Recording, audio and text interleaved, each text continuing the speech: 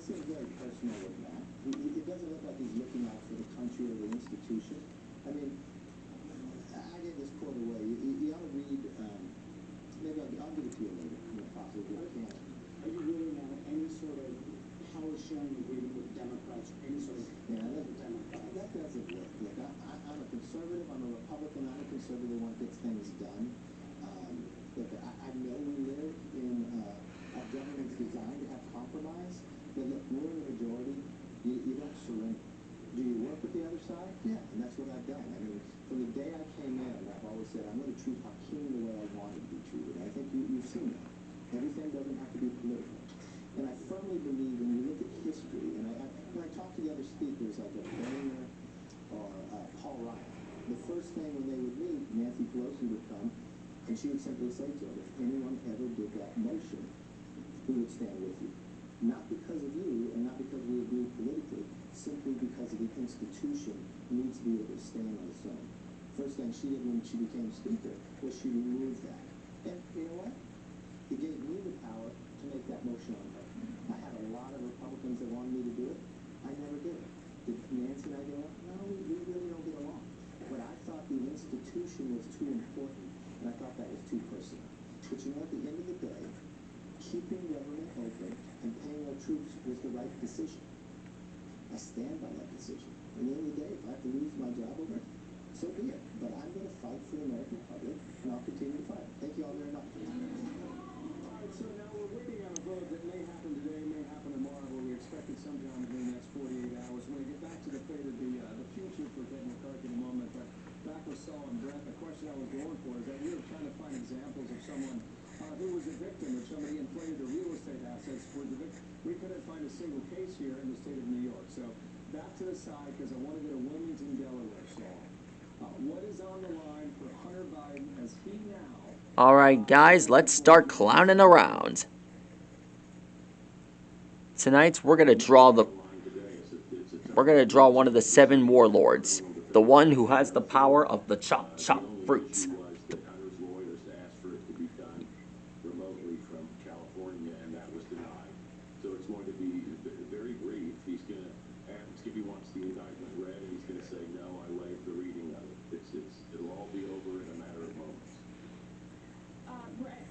All right, getting started. We start off with the nose.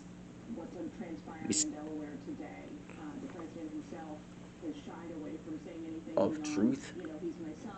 We start off with the head.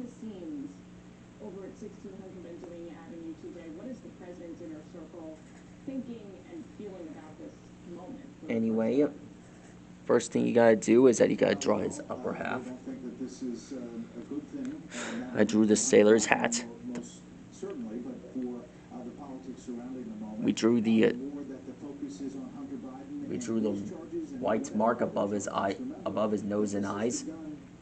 That's what I was gonna say. Not including any of the other things that are being investigated, including the foreign agent possibility, the FARA violation, and all that the House has been looking into.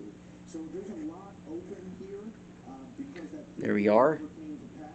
Oh yeah, I forgot to tell you his name. His name is Buggy the Clown. He has the power of the chop fruit. He can multiply himself and use them as projectiles or as weapons.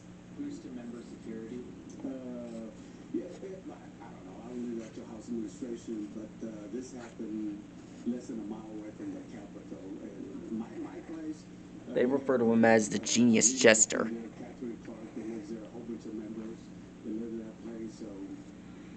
He became one of the 7 warlords after Luffy and the others entered the new realm, the new place.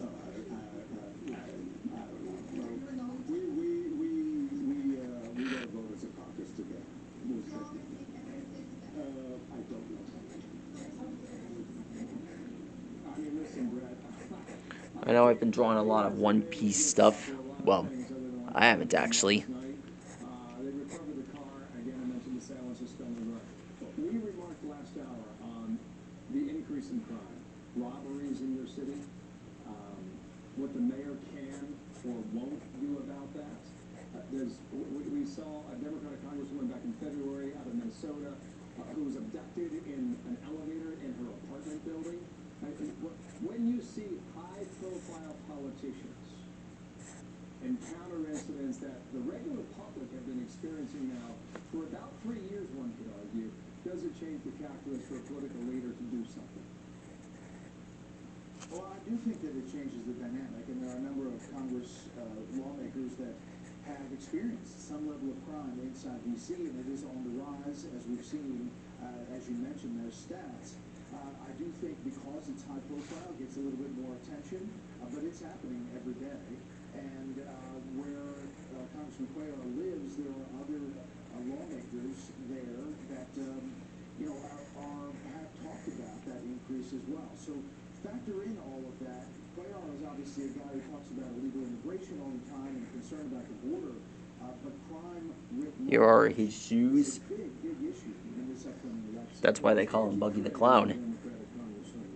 He's got really big shoes. Thanks to both of you, Brett and Saul. We'll see how all this unfolds.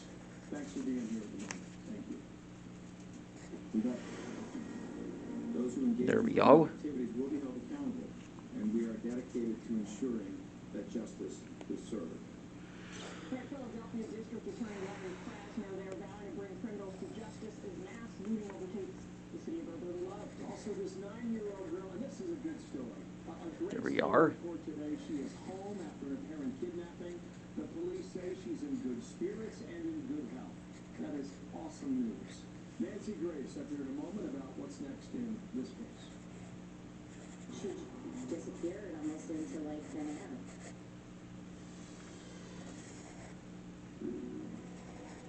We're on Riders, but we help you shape your financial story. We're not an airline, but our network connects global businesses across nearly 160 markets. We're not a startup, but our innovation labs use new technologies to help keep your information secure. We're not architects, but we help build strong communities. We're not just any bank, we are City. And finished. There he is. That's how you draw one of the 7 warlords. The genius jester himself. Now then, I know I haven't been drawing much One Piece characters, but as soon as I find out more about the One Piece characters, I'll draw them as promised. Anyhow, be sure to like and rock and subscribe, and let me know what One Piece fighter you want me to draw next. Soon it'll be Sailor, then I'll be the king of the pirates! Yeah, I know, that's a joke. But what can I say? This guy, after watching the opening title, he's one of my favorites.